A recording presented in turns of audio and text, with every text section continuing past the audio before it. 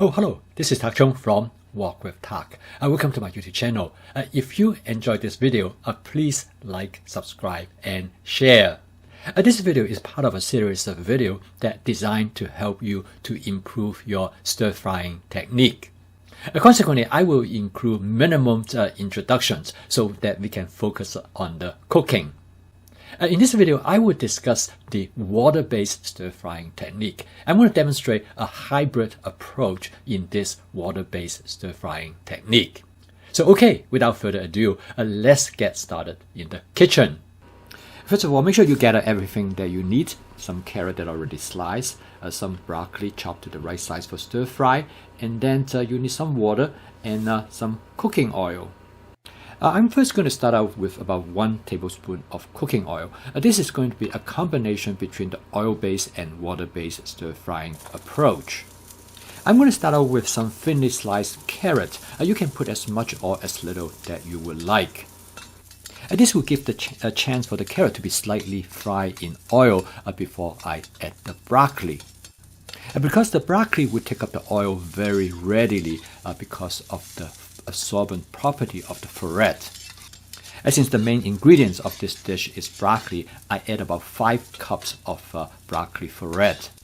As you can tell, in the middle of the wok it looks very dry because all the oil has been absorbed by the broccoli ferret. I next add some water. As you can see that the wok surface is very hot. As soon as I add the water forms beads and it evaporates instantly.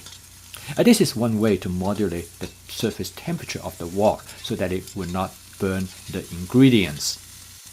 The basic principle of this approach is by adding water to reduce the surface temperature of the wok so that the food ingredients will not get burned.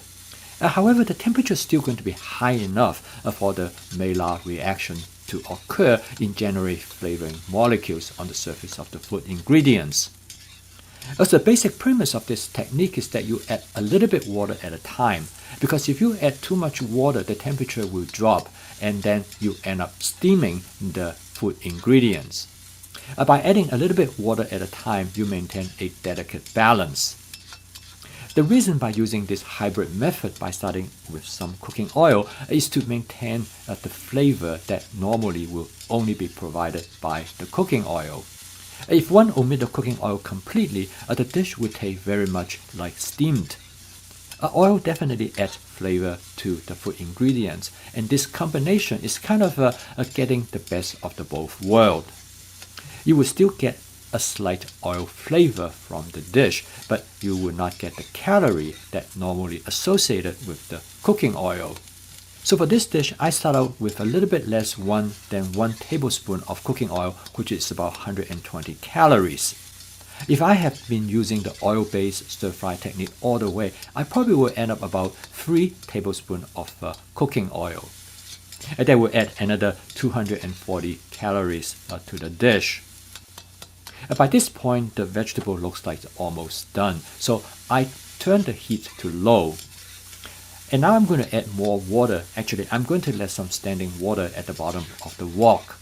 I'm going to steam the vegetable so that it will reach the desired texture that I would like. At this point, you might want to do a quick taste test to see whether the texture of the ingredients is the way how you like it.